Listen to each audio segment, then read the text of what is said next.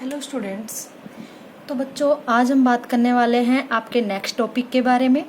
आज हम लोग बात करेंगे वायरसेस के बारे में।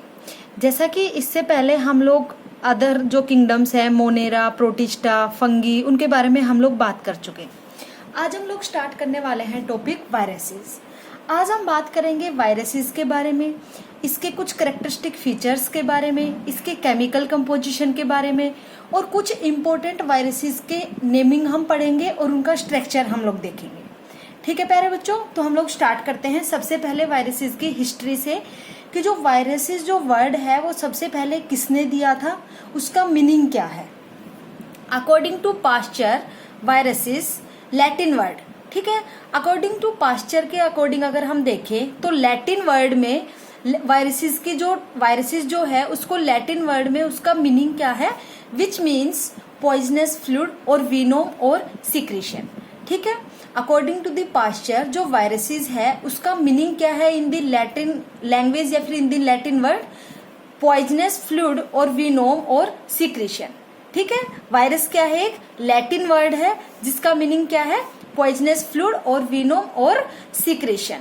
ठीक है बेटा, अब हम बात करते हैं करेक्टरिस्टिक फीचर्स के बारे में कि वायरसेस की करेक्टरिस्टिक फीचर्स क्या क्या है। तो सबसे पहले अगर हम बात करें, दीज आर सब microscopic and non cellular organisms generally smaller than 200 micromu and 200 nanometre. ठीक है, ये बेसिकली सब माइक्रोस्कोपिक होते हैं। सब माइक्रोस्कोपिक मतलब जिनको आप माइक्रोस्कोप के थ्रू देख सको, जिन ऑर्गेनिजम्स को आप विदाउट माइक्रोस्कोप या नेक्ड आइज से नहीं देख सकते। वो ऑर्गेनिजम्स कौन से होते हैं, सब माइक्रोस्कोपिक, अल्ट्रा माइक्रोस्कोपिक या फिर माइक्रो माइक्रोस्कोपिक। ठीक है, एंड नॉन सेलुलर ऑर्गेनिजम्स जिनमें सेल प्रेजेंट नहीं होती, जो नॉन सेलुलर होते हैं।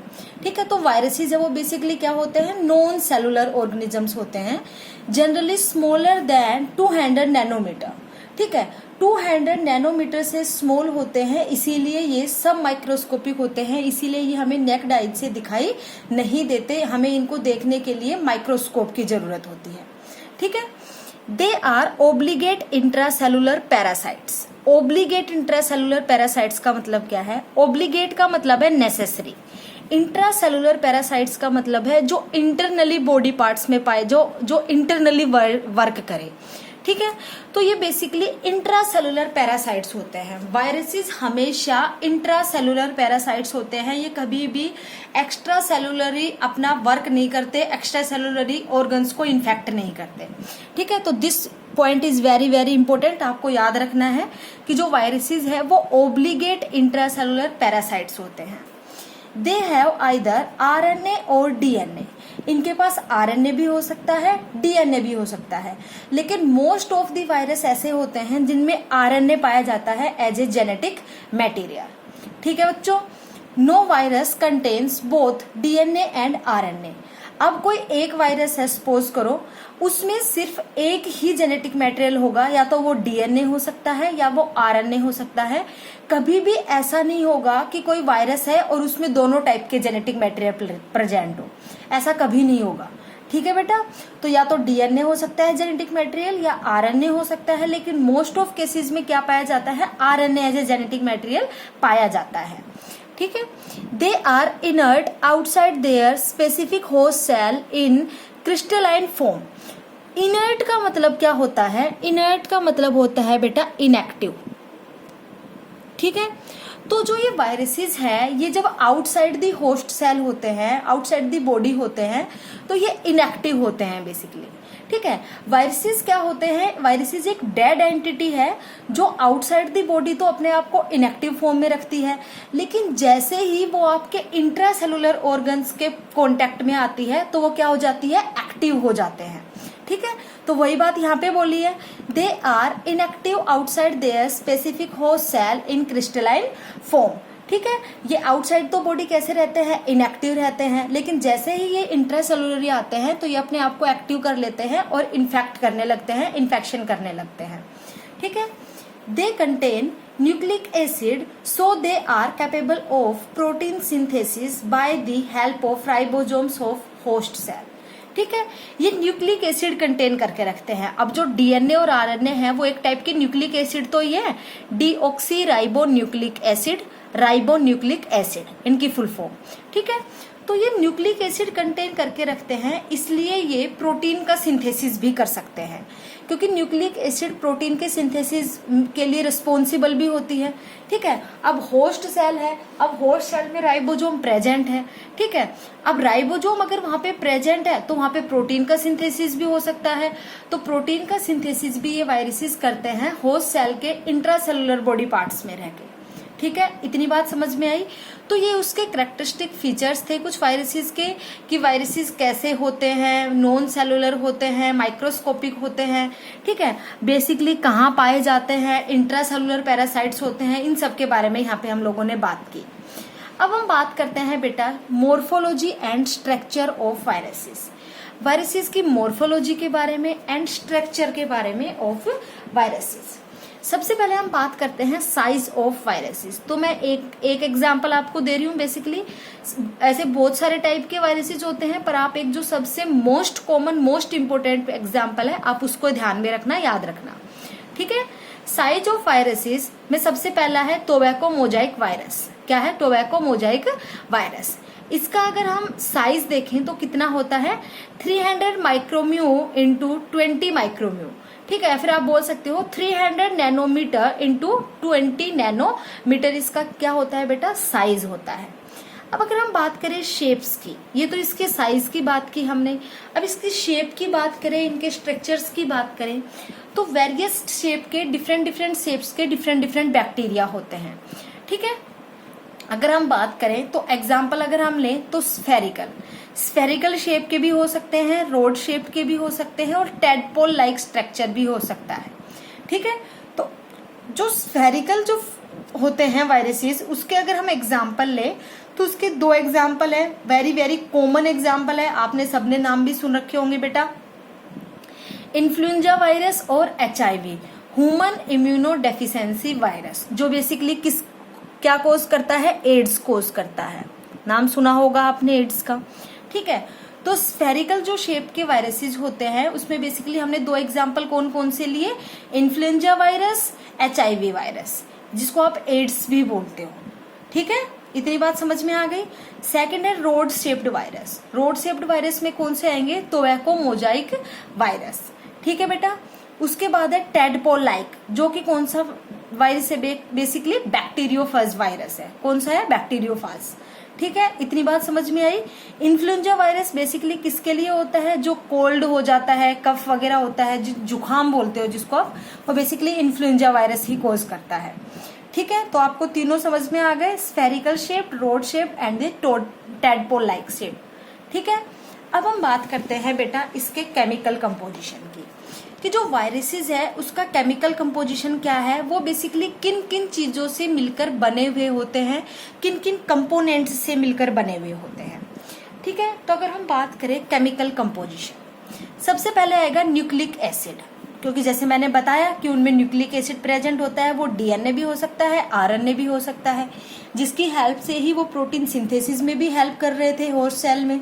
ठीक है, तो न्यूक्लिक एसिड कौन कौन सा हो सकता है, आइदर RNA और DNA।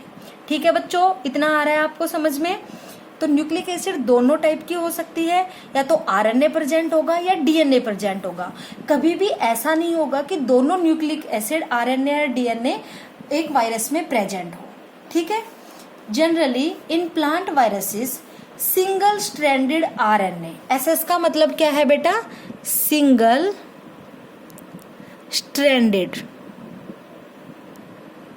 ठीक है, single stranded RNA is present but in cauliflower Mosaic virus CMV। Cauliflower Mosaic virus को आप क्या बोलोगे, CMV, cauliflower Mosaic virus double stranded DNA is present.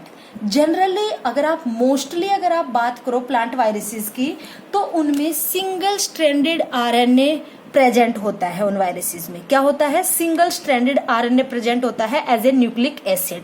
ठीक है। अब आरएनए और जो डीएनए भी है वो भी बेटा सिंगल स्ट्रैंडेड भी हो सकते हैं, डबल स्ट्रैंडेड भी हो सकते हैं।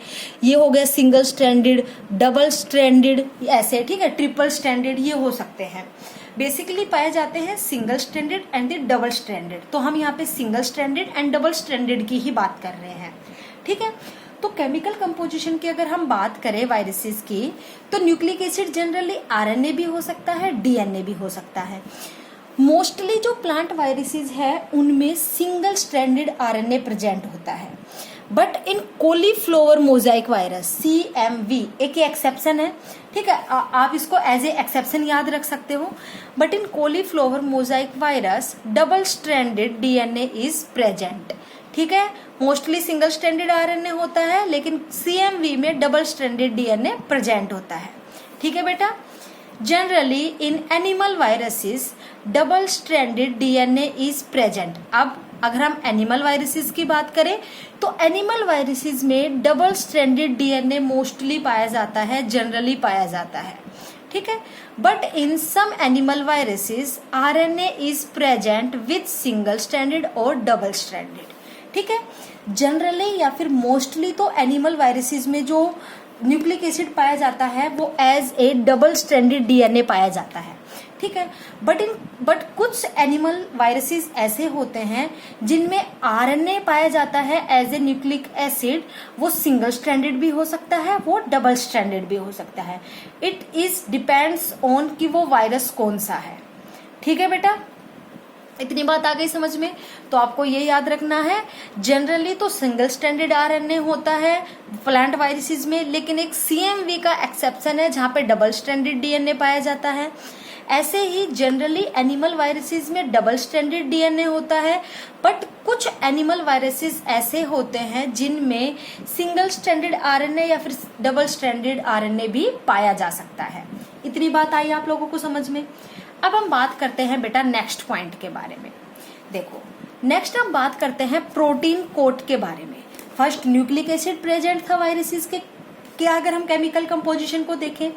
सेकंड अब हम बात कर रहे हैं प्रोटीन कोट के बारे में, कि जो प्रोटीन कोट है वो कैसी होती है, वो उसको हम क्या बोलते हैं, उन सब के बारे में हम लोग बात करेंगे।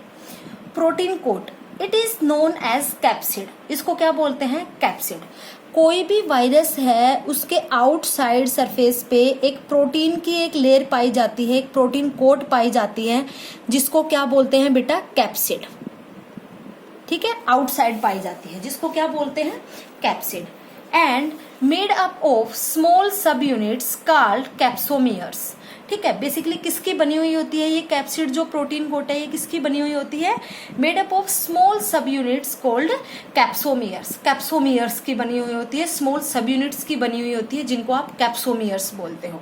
ठीक है, तो बेटा काफी बार कॉम्पिटिटिव एग्जाम में ये क्वेश्चन पूछ लिया जाता है कि जो वायरसेस की जो प्रोटीन कोट है उसको क्या बोलते हैं, तो उसको क्या बोलते हैं याद रखना है आपको, कैप्सिड। उसको क्या बोलते हैं बेटा? कैप्सिड बोलते हैं। ठीक है प्यारे बच्चों, इतना आ रहा है आपको समझ में? और किसकी बनी हुई होती है? बेसिकली स्मॉल सब यूनिट्स की बनी हुई होती है, जिसको कैप्सोमियर्स भी बोलते हैं। Central core and capsid are collectively known as nucleocapsid.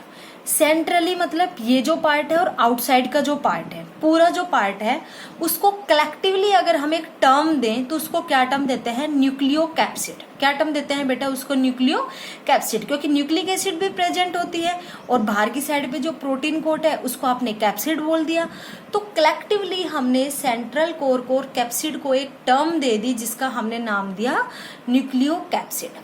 ठीक है प्यारे बच्चों, इतनी बात आई आप लोगों को समझ में? अब देखते हैं हम next point. An additional covering is present in some viruses around the capsid. ठीक है, अब कुछ कुछ वायरसेस ऐसे भी होते हैं जिनमें कैप्सिड के सराउंडिंग में भी एक एडिशनल प्रोटेक्टिव कवरिंग पाई जाती है। इस कैप्सिड के सराउंडिंग में भी एक एडिशनल प्रोटेक्टिव कवरिंग पाई जाती है। ठीक है बेटा, उसको आप क्या बोलते हो? Cold envelope. उसको क्या बोलते हो हम? Envelope. Such type of virus are called enveloped virus। ठीक है। कुछ वायरसेस ऐसे होते हैं जिनमें उनकी जो कैप्सिड की जो लेयर है, जिसको आप प्रोटीन कोट बोल रहे हो, उसके आउटसाइड भी एक कवरिंग पाई जाती है, एक लेयर पाई जाती है, एक प्रोटेक्टिव कवरिंग पाई जाती है, जिसको हम क्या बोलते हैं, एनवेलप। जिसको क्या बोलते हैं बेटा, एनवेलप। और इस टाइप के वायरसेस जिनके आउटसाइड एक एनवेलप, एक कवरिंग पाई जाती है कैप्सिड के सराउंडिंग में, ऐसे टाइप के वायरसेस को हम लोग क्या बोलते हैं, एनवेलप्ड वायरसेस। ठीक है, इतनी बात आई समझ में। तो बेटा ये हमने बात की है केमिकल कंपोजिशन के बारे में, कि जो वायरसेस का जो केमिकल कंपोजिशन है, न्यूक्लिक एसिड और प्रोटीन कोट, उसके बारे में हम लोगों ने बात की है। ठीक है प्यारे बच्चों, इतना आ रहा है आपको समझ में। अब हम बात करते हैं नेक्स्ट पॉइंट के बारे में। तो नेक्स्ट हम बात करेंगे कुछ इंपॉर्टेंट वायरसेस के बारे में। जैसा कि मैंने आपको स्टार्टिंग में बताया था कि यहाँ पे हम कुछ इंपॉर्टेंट वायरसेस का भी जिक्र करेंगे, उनका स्ट्रक्चर के बारे में जिक्र करेंगे, उनकी डिस्कवरी के बारे में जिक्र करेंगे। ठीक है, तो सबसे फर्स्ट बेसिक और मोस्ट इम्पोर्टेंट जो वायरस है वो है TMV, टोबैको मोजाइक वायरस। ठीक है बेटा, नाम याद रखना, टोबैको मोजाइक वायरस, जिसको हम शॉर्ट टर्म में TMV भी बोल देते हैं।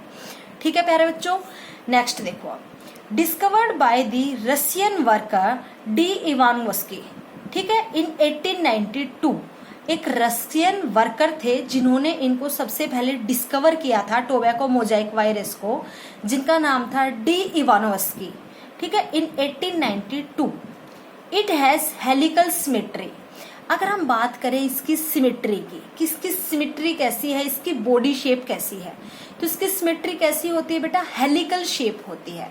देखो हेलिकल शेप कैसी होती है, आपने डीएनए का स्ट्रक्चर देखा होगा तो डीएनए डबल हेलिकल होता है।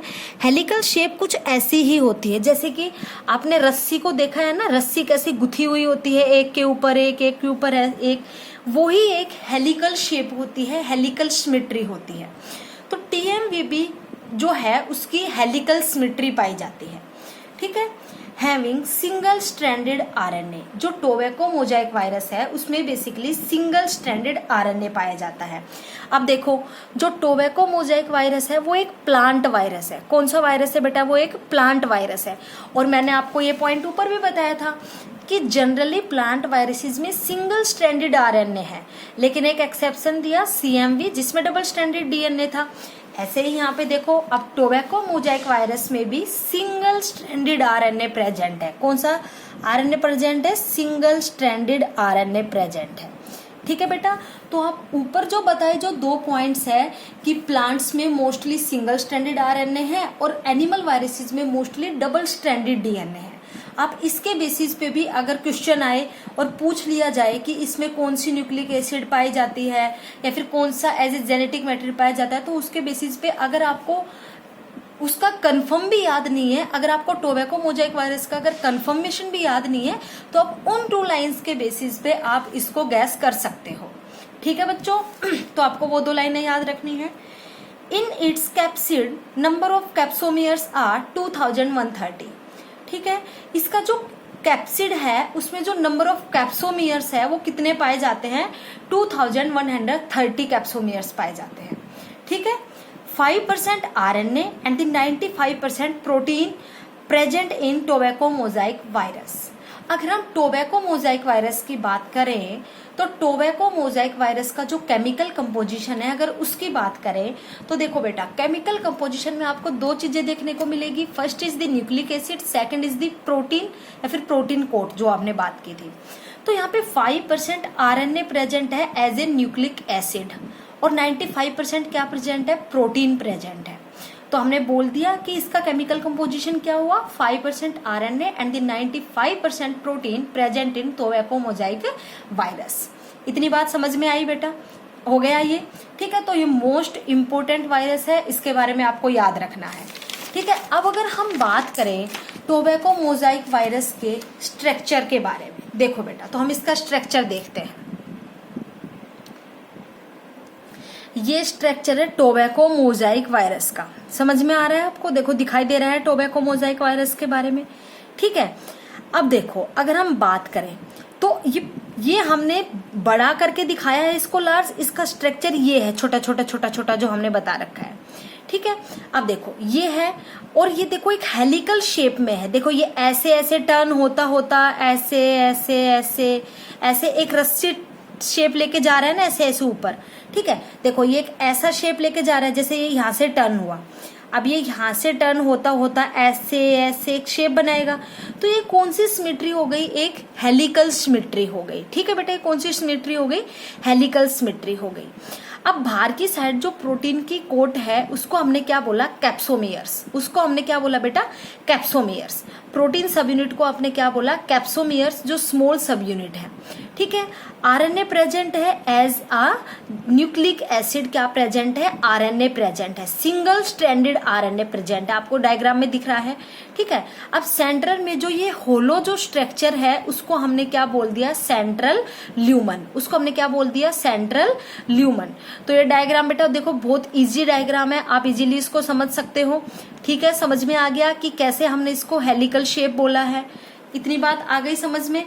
आप कोई रस्सी है, आपने मान लो उस रस्सी के ऊपर आप ऐसे ऐसे ऐसे ऐसे अगर ऊपर ऐसे रखते हुए जा रहे हो तो वो किसकी शेप ले लेता है? हेलिकल शेप ले लेता है, हेलिकल सिमेट्री ले लेता है।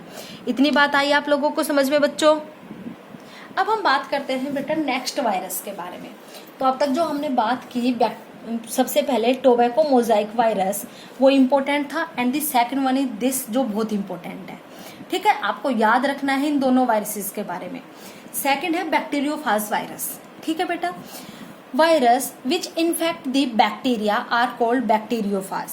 आपको नाम से ही पता लग रहा होगा, बैक्टीरियोफाज वायरसेस कौन से वायरसेस होते हैं? बेसिकली ये वो वायरसेस होते हैं जो बैक्टीरिया को इन्फेक्ट करते हैं। क्या करते हैं? बैक्टीरिया को इन्फेक्ट करते हैं। उन वायरसेस को ही क्या बोला जाता है? बैक्टीरियोफाज वायरसेस, ठीक है बेटा। Discovered by F.W. Ward and named by Flix of Harrile, ठीक है। सबसे पहले किसने डिस्कवर किया था इसको? F.W. Ward। ये क्या है? TWORT, ठीक है। तो T इसमें साइलेंट है, ठीक है। तो हमने क्या बोला? Discovered by F.W. Ward and named by Flix of Harrile, ठीक है। डिस्कवर किया था F.W. वॉर्ड ने, और नेम सबसे पहले जो बैक्टीरियोफाज जो वायरस जो नेमिंग है वो सबसे पहले किसके द्वारा की गई थी? फ्लिक्स ऑफ हैरेले, ठीक है। Generally double stranded DNA virus. कौन सा डीएनए होता है इसमें? डबल स्ट्रैंडेड डीएनए वायरस, ठीक है। डबल स्ट्रैंडेड डीएनए वायरस पाया जाता है, ठीक है। बैक्टीरियोफाज वायरस एक एनिमल वायरस है, इसलिए यहाँ पे जो न्यूक्लिक एसिड है वो किस फॉर्म में पाई गई? डबल स्ट्रैंडेड डीएनए के फॉर्म में पाई गई। इन 5×174 मोस्ट कॉमन बैक्टीरियोफाज है बेटा, ये मोस्ट कॉमन बैक्टीरियोफाज है। 5×174 bacteriophage single stranded DNA is present, ठीक है। आपको ये याद रखना है, यहाँ पे ये एक एक्सेप्शन है, this point is very very important, ठीक है। 5×174 बैक्टीरियोफाज में सिंगल स्ट्रैंडेड डीएनए प्रेजेंट होता है। इतनी बात आ गई आपको समझ में, ठीक है। अब हम बात करें नेक्स्ट पॉइंट की बेटा। अब देखो, अगर हम डायग्रामेटिकली देखें बैक्टीरियोफाज का स्ट्रक्चर, अगर कि इसका जो डायग्राम है बैक्टीरियोफाज वायरस का वो बेसिकली कैसा होता है, अगर उसके बारे में अगर हम बात करें तो देखो बेटा इसका डायग्राम देखते हैं हम लोग। ये है बेटा देखो बैक्टीरियोफाज का स्ट्रक्चर। ऊपर की साइड जो शेप है वो कैसी शेप है? हेक्सागोनल शेप है। कैसी शेप है? हेक्सागोनल शेप है, ठीक है।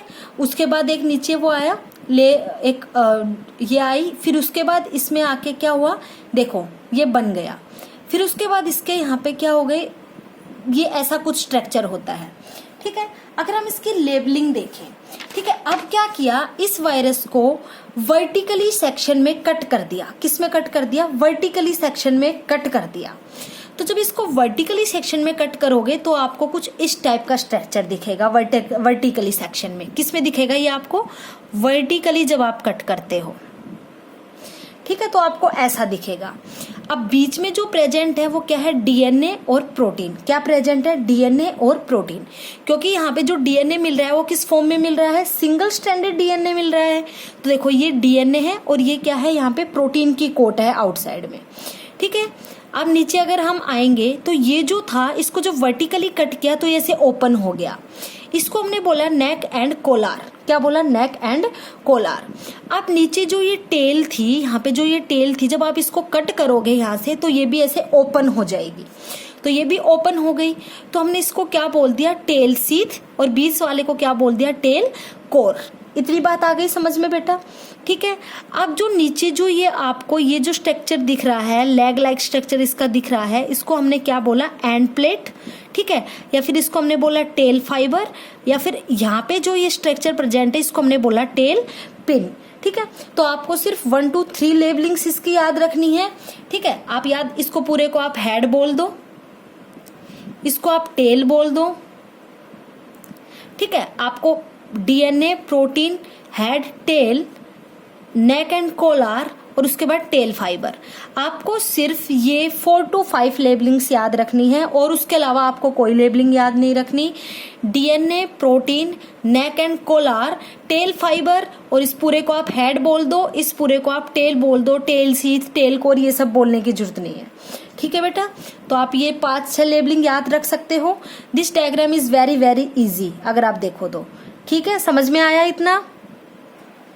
अब हम बात करते हैं नेक्स्ट पॉइंट के बारे में। देखो बेटा, अब हम बैक्टीरियोफाज के टाइप्स की बात करते हैं कि जो बैक्टीरियोफाज वायरस है वो कितने टाइप्स का हो सकता है।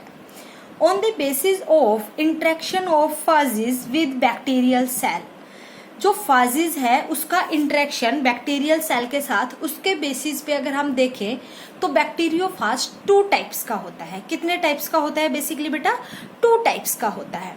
वो 2 टाइप्स कौन कौन से हैं? First is the non virulent phages और नॉन इन्फेक्टिव फाजिज। ठीक है, आप इसको दोनों बोल सकते हो, नॉन वायरुलेंट फाजिज और नॉन इन्फेक्टिव फाजिज। सेकंड है वायरुलेंट फाजिज एंड द इन्फेक्टिव फाजिज। याद रख सकते हो। ठीक है, जो वायरस नॉन वायरुलेंट है मतलब वो नॉन इन्फेक्टिव है, जो वायरस वायरुलेंट है मीन्स वो इन्फेक्टिव फाज है। ठीक है, तो बैक्टीरियोफाज के 2 टाइप्स आपने देख लिए, समझ में आ गया। अब बेटा हम बात करते हैं next, plant disease caused by viruses.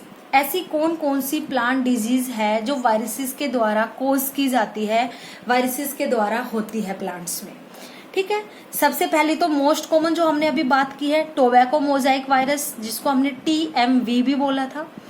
Second है बंची टॉप ऑफ बनाना। आपको नाम ही समझ में आ रहा होगा कि जो बनाना का जो पेड़ है, जो प्लांट है, उसके ऊपर बंची टॉप, एक बंच लाइक स्ट्रक्चर का फॉर्मेशन हो जाएगा वायरसेस के द्वारा। तो ये भी एक डिजीज है जो वायरसेस के द्वारा कोज होती है।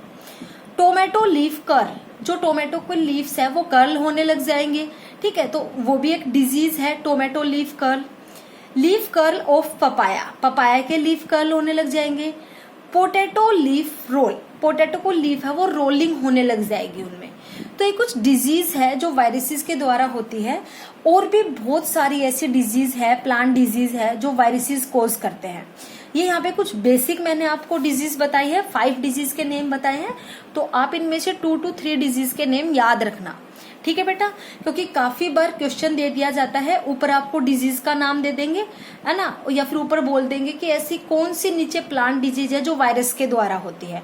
तो नीचे जो आपको डिजीज देंगे उसमें प्लांट डिजीज भी दे देंगे, बैक्टीरियल डिजीज भी दे देंगे। तो आपको याद रखना है कि वायरल डिजीज कौन सी है। ठीक है, अब हम बात करते हैं नेक्स्ट पॉइंट की। नेक्स्ट है साइनोफाज। क्या है? साइनोफाज। ये 2 टर्म है, माइकोफाजिस एंड द साइनोफाजिस। ये हम किनको बोलते हैं अगर हम बात करें? Cyanophages the virus which infect blue green algae, जिसको हमने साइनोबैक्टीरिया भी बोला था। क्या बोला था जिसको हमने? ब्लू ग्रीन एल्गे को बेटा साइनोबैक्टीरिया, इसलिए हमने इनको क्या बोला है? साइनोफाज। क्या बोला है इनको बेटा? साइनोफाज। तो वो वायरसेस जो ब्लू ग्रीन एल्गे को इन्फेक्ट करते हैं, साइनोबैक्टीरिया को इन्फेक्ट करते हैं, वो वायरसेस क्या कहलाएंगे? साइनोफाज। ठीक है, अब सेकंड आता है माइकोफाजिस। क्या आता है? माइकोफाजिस। ये वो वायरसेस होते हैं जो बेसिकली फंगी को इन्फेक्ट करते हैं। किसको इन्फेक्ट करते हैं? फंगी को इन्फेक्ट करते हैं। ठीक है, माइकोफाजिस वायरसेस इन्फेक्टिंग फंगी। ठीक है, इतनी बात समझ में आई बेटा? तो ये कुछ प्लांट डिजीज की हमने बात की जो वायरसेस के द्वारा कोज होती है, वायरसेस के द्वारा होती है प्लांट्स में। तो बेटा यहाँ पे अपना वायरसेस हुआ कंप्लीट। इसके आगे हम बात करेंगे नेक्स्ट पॉइंट के बारे में। नेक्स्ट हम बात करते हैं वायरोइड्स के बारे में। किसके बारे में बात करते हैं हम बेटा? वायरोइड्स के बारे में। जो वायरोइड्स है वो क्या होते हैं? ठीक है, फ्री इन्फेक्टियस आरएनए। क्या होते हैं? फ्री इन्फेक्टियस आरएनए होते हैं वायरोइड्स। ठीक है, T.O. Denier in 1971 discovered some new infectious agents which are smaller than viruses called viroids.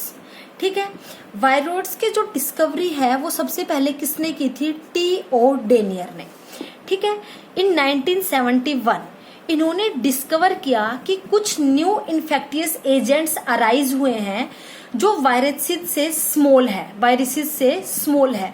अब वायरसेस ही आपने देखा था कि सब माइक्रोस्कोपिकली थे, माइक्रोस्कोप की हेल्प से आप देख पा रहे थे, तो इनका स्ट्रक्चर तो वायरसेस से भी छोटा है, तो ये भी क्या हुए? सब माइक्रोस्कोपिकली हुए अगर आप बात करो तो।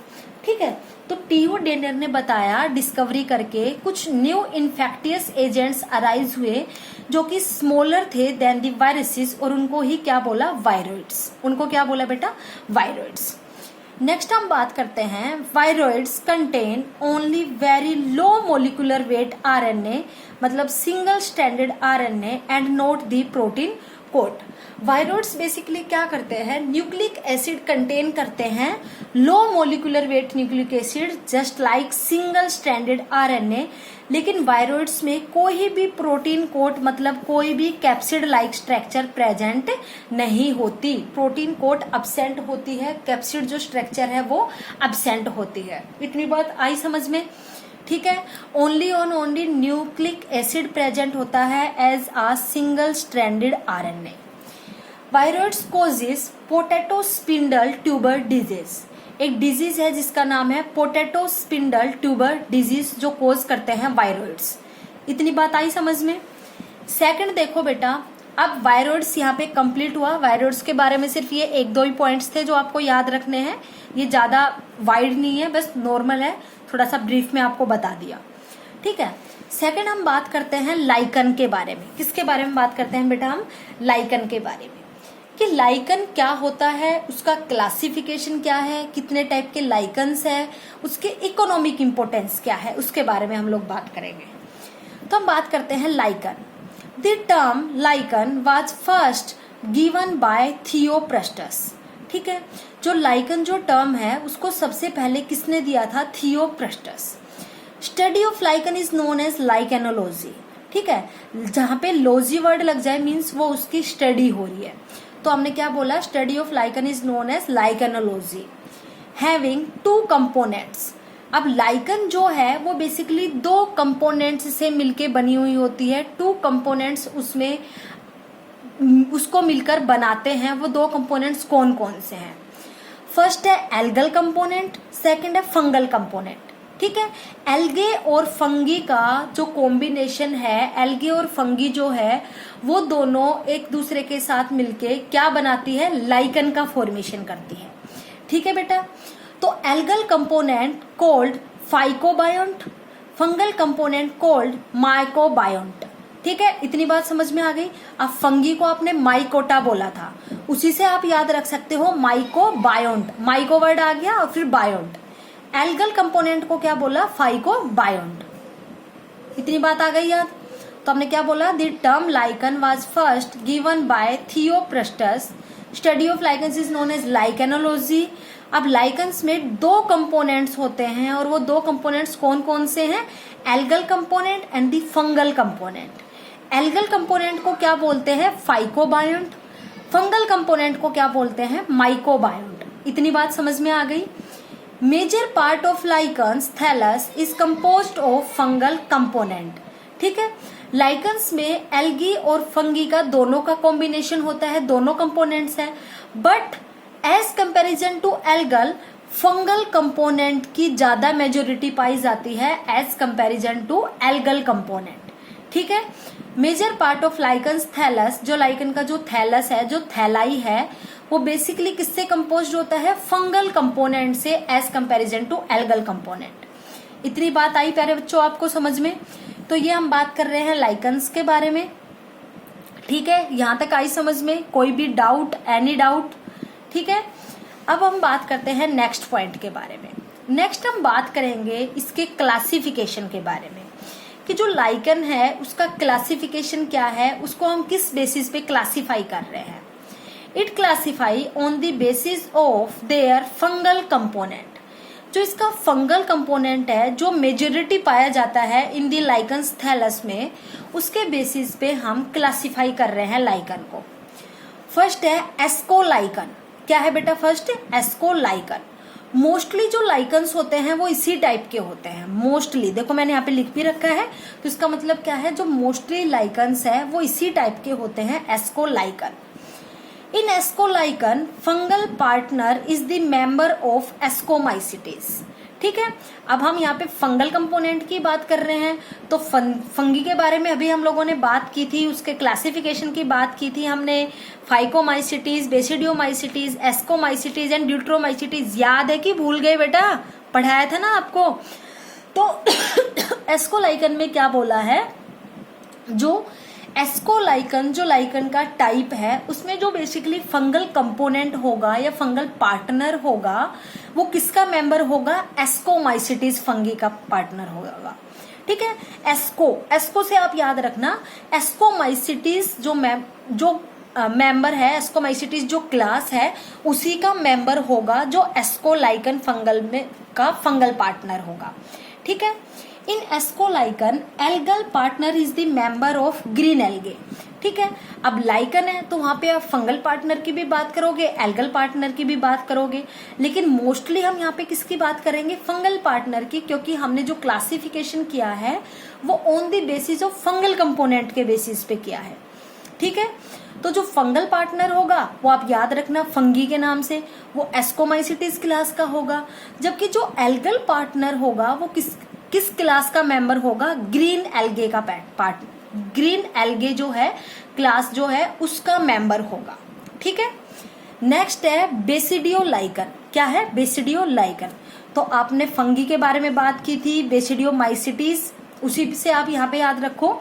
इन बेसिडियोलाइकन जो फंगल पार्टनर होगा वो तो बेसिडियोमाइसिटीज का होगा, क्योंकि फंगी है, बेसिडियोमाइसिटीज फंगी की क्लास है। जो एल्गल पार्टनर होगा वो मेंबर ऑफ मिक्जोफिएसी का होगा। ठीक है, किसका होगा? Member of Myxophyceae, BGA, blue green algae. ठीक है, समझ में आ गई? एक एल्गे ही है, blue green algae.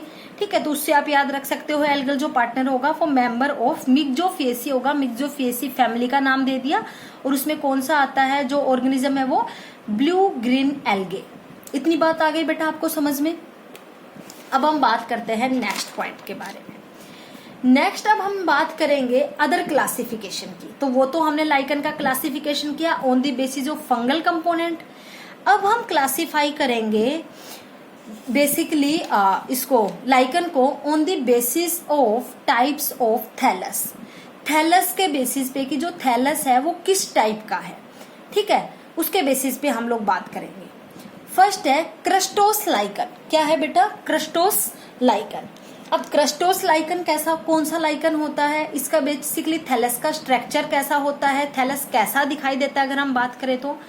क्रस्टोस lichen, this lichen thalli are flat. इनका जो थैलस है, जो थैलाई है वो कैसी होती है? Flat. The thallus is closely adhered to the substratum and provides a crust-like appearance. ठीक है, इनका जो थैलस है वो क्लोजली अडेयर्ड टू दी सबस्ट्रेटम। जो सबस्ट्रेटम है उससे चिपका हुआ होता है, उससे अडेयर होता है। And provides a crust like appearance. और कैसा अपीयरेंस प्रोवाइड करता है? क्रस्ट लाइक अपीयरेंस प्रोवाइड करता है। ठीक है बेटा, एग्जाम्पल है ग्राफिस। ठीक है, नेक्स्ट हम बात करते हैं लाइकन के टाइप के बारे में। फोलियोस लाइकन। क्या नाम है बेटा? फोलियोस lichen. These lichens are flat, leaf-like and lobed. ये जो लाइकन्स है ये फ्लैट होते हैं, लीफ लाइक स्ट्रक्चर होते हैं एंड लोब्ड होते हैं। They are attached to the substratum with the help of rhizoid like rhizines. ठीक है, ये सबस्ट्रेटम से अटैच होते हैं with the help of rhizoids, जैसे कि राइजाइन्स। ठीक है, these hairy structures are developed from lower side of thallus by the fungal hyphae. ठीक है, ये जो हेयरी स्ट्रक्चर्स है, जो राइजोइड्स राइजाइड्स, जो ये हेयरी स्ट्रक्चर है जो सबस्ट्रेटम से अटैच है, ठीक है, ये हेयरी स्ट्रक्चर्स कैसे डेवलप होते हैं? Are developed from lower side of thallus by the fungal hyphae. Lower side से जब वो अराइज होंगे, ओरिजिनेट होंगे, तभी तो वो सबस्ट्रेटम पे अटैच है ना, तो उससे याद रखना। एग्जाम्पल है परमेलिया। एग्जाम्पल क्या है बेटा? परमेलिया। देखो बेटा, अगर हम बात करें डायग्राम के बारे में, तो डायग्राम देखो, ये जो डायग्राम है और ये जो डायग्राम है, ये जो डायग्राम है वो किसका डायग्राम है? क्रस्टोस लाइकन का। ये जो डायग्राम है ये किसका डायग्राम है? फोलियोज लाइकन का। ठीक है, तो देखो आप नाम से ही पता लगा सकते हो, इसका जो थैलस है, ये जो थैलस है ये कैसी शेप का है? फ्लैट है। कैसा है? फ्लैट है। इतना समझ में आ रहा है आपको? फ्लैट शेप का है। इतनी बात पता लग गई आपको? ठीक है, और सबस्ट्रेटम से क्या है? अटैच है। ऐसे ही अगर हम बी की बात करें, तो बी का जो थैलस है बेसिकली, वो राइजोइड्स के थ्रू क्या है? अटैच है। राइजोइड्स के थ्रू क्या है बेटा? ये भी अटैच है सबस्ट्रेटम से। और देखो लोब लाइक स्ट्रक्चर बनी हुई है, यहाँ पे ये लोब्स बने हुए हैं। ये कैसे है? ये लोब लाइक स्ट्रक्चर है। तो इसका थैलस कैसा है? लोब लाइक स्ट्रक्चर है। थैलस कैसा है इसका? लोब लाइक स्ट्रक्चर है। इतनी बात समझ में आ गई आपको? डायग्रामेटिकली अगर हम बात करें तो थर्ड जो टाइप है उसके बारे में अगर हम बात करें तो बेटा थर्ड टाइप है लाइकन का फ्रूटिकोस लाइकन। क्या है? Fruticose lichen.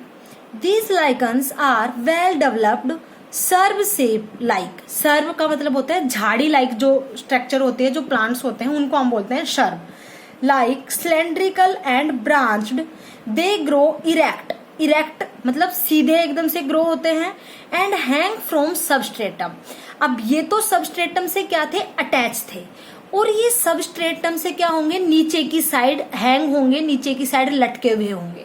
ठीक है, अगर हम इसको डायग्रामेटिकली देखें तो बेटा, तो देखो ये जो स्ट्रक्चर है ये किसका स्ट्रक्चर है? फ्रूटिकोज टाइप का स्ट्रक्चर है। किसका स्ट्रक्चर है बेटा? फ्रूटिकोज जो टाइप है लाइकन का, उसका स्ट्रक्चर है। तो देखो ये क्या हुआ? सबस्ट्रेटम।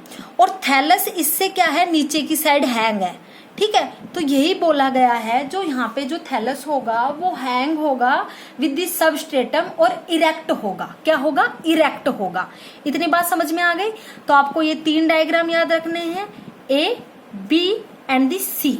ठीक है, समझ में आई इतनी बात आपको? अब हम बात करते हैं नेक्स्ट पॉइंट के बारे में। नेक्स्ट हम बात करते हैं बेटा लाइकन्स की इकोनॉमिक इम्पोर्टेंस के बारे में, कि जो वो लाइकन्स है उनकी इकोनॉमिक इम्पोर्टेंस क्या है। एज फूड एंड फोडर, अगर लाइकन्स को देखें एज फूड एंड फोडर, वो कैसे हेल्पफुल होते हैं, कैसे इम्पोर्टेंट होते हैं। स्पीसीज ऑफ परमेलिया, स्पीसीज ऑफ परमेलिया जिनमें फोलियोज लाइकन प्रेजेंट था, जैसे मैंने आपको यहाँ पे बताया था परमेलिया। ठीक है, species of Parmelia are called rock flower and used as food in south India. ठीक है, समझ में आ गया आपको? जो परमेलिया की स्पीसीज है उनको रॉक फ्लावर भी बोलते हैं और उनको एज ए फूड यूज किया जाता है इन साउथ इंडिया। इतनी बात आई समझ में? नेक्स्ट देखो, lichen as a source of dye. Lichen को एज अ डाई भी यूज करते हैं।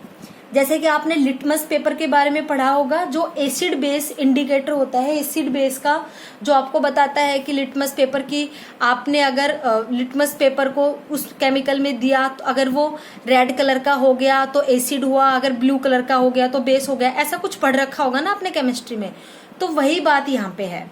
Lichen as a source of dye litmus is obtained from Roccella tinctoria. ठीक है, ये एक लाइकन की ही स्पीसीज है, उसके बारे में यहाँ पे बात की गई है कि जो लिटमस जो है एसिड बेस इंडिकेटर जो डाई है वो बेसिकली ऑब्टेन्ड की जाती है from रोकिला tinctoria.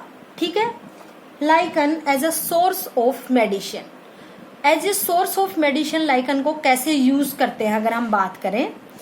पेल्टिजीरा canina is used against hydrophobia. ठीक है, पेल्टिजीरा कैनिना को यूज किया जाता है, एक लाइकन ही है ये भी, इसको यूज किया जाता है अगेंस्ट हाइड्रोफोबिया। हाइड्रोफोबिया कौन सी डिजीज है?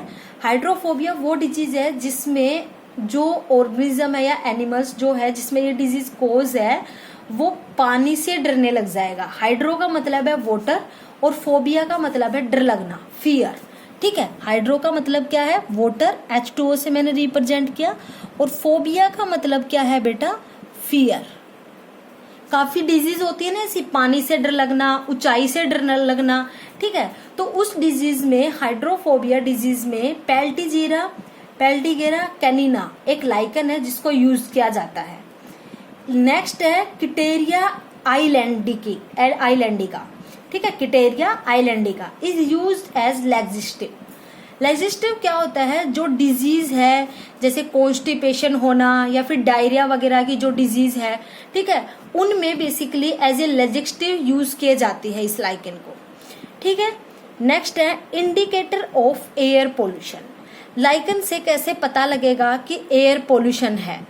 Lichens are very sensitive to SO2 sulphur dioxide and die at higher level of sulphur dioxide.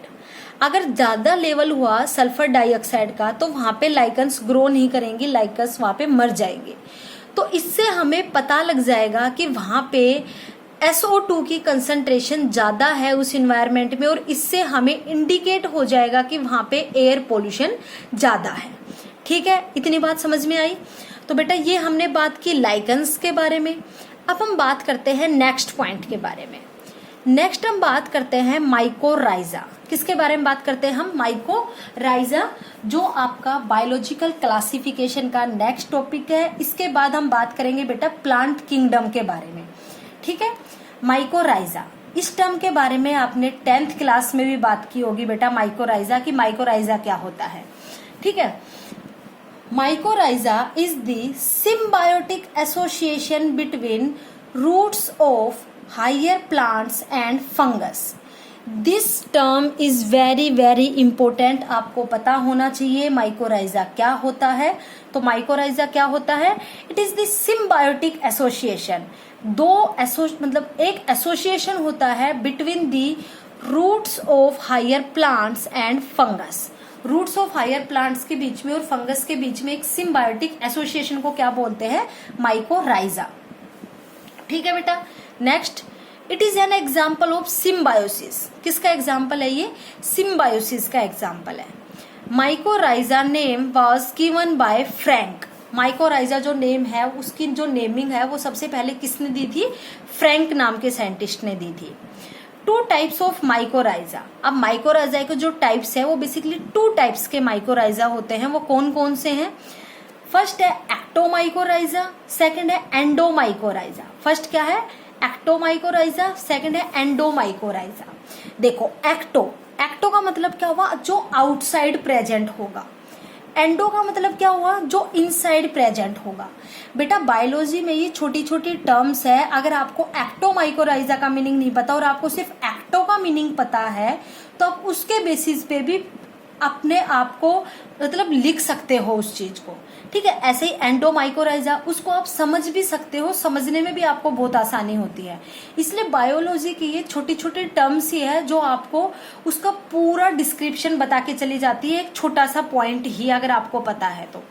ठीक है, तो एक्टोमाइकोराइजा का मतलब क्या हुआ, आउटसाइड। अब हम बात करते हैं, देखो, it occurs in the roots of Pinus, Fagus, oak, eucalyptus. ये कुछ प्लांट्स के नाम है, पाइनस, फेगस, ओक, यूकेलिप्टस, इनकी रूट्स में ये पाया जाता है बेसिकली। ठीक है, ये हायर प्लांट्स है और इनकी रूट्स में ये बेसिकली पाए जाते हैं। Mainly members of class basidiomycetes. जो एक्टोमाइकोराइजा के जो बेसिकली मेंबर्स होते हैं वो किस क्लास के होते हैं, बेसिडियोमाइसिटीज क्लास के होते हैं। ठीक है, मतलब जो फंगी है, जो फंगी का जो एसोसिएशन होगा इन हायर प्लांट्स की रूट के साथ, वो किस क्लास की फंगी होगी, बेसिडियोमाइसिटीज की क्लास की फंगी होगी। इतनी बात आ गई समझ में। सेकंड देखो, endomycorrhiza, it occurs in the roots of orchids. ठीक है, जो ये जो इस टाइप के एंडोमाइकोराइजा है वो बेसिकली किस टाइप के प्लांट्स में होते हैं, ऑर्किड्स में होते हैं। ठीक है, और ऑर्किड्स में जो इनके साथ, इन हायर प्लांट्स की रूट के साथ जो फंगी एसोसिएट करेगी, जो एसोसिएशन में पार्टिसिपेट करेगी, वो जो फंगी है वो किस क्लास की मेंबर होगी। अगर हम बात करें मेनली मेंबर्स ऑफ क्लास जाइगोमाइसिटीज, कौन सी क्लास की मेंबर होंगी बेटे? बेसिकली वो जाइगोमाइसिटीज क्लास के मेंबर होंगे। तो बेटा माइकोराइजा समझ में आया। ये एक सिम्बायोटिक एसोसिएशन होता है between the roots of higher plants and fungus, और उसके अलावा ये एक एग्जाम्पल है सिम्बायोसिस का। ठीक है, सबसे पहले जो माइकोराइजा का नेम था वो किसके द्वारा दिया गया था? फ्रैंक के द्वारा दिया गया था। 2 टाइप के माइकोराइजा की हम लोगों ने यहाँ पे बात की। First is the ectomycorrhiza, second is the एंडोमाइकोराइजा।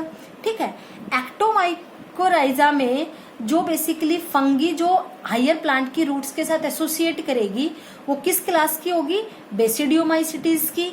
और एंडोमाइकोराइजा में जो फंगी एसोसिएट करेगी विद द हायर प्लांट्स की रूट के साथ वो किस क्लास की होगी? जाइगोमाइसिटीज। इतनी बात समझ में आई? तो प्यारे बच्चों, यहाँ पे अपना बायोलॉजिकल क्लासिफिकेशन जो चैप्टर है वो हुआ कंप्लीट।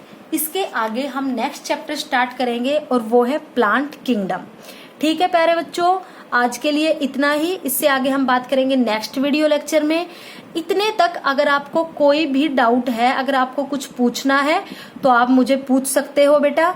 ठीक है, थैंक यू सो मच।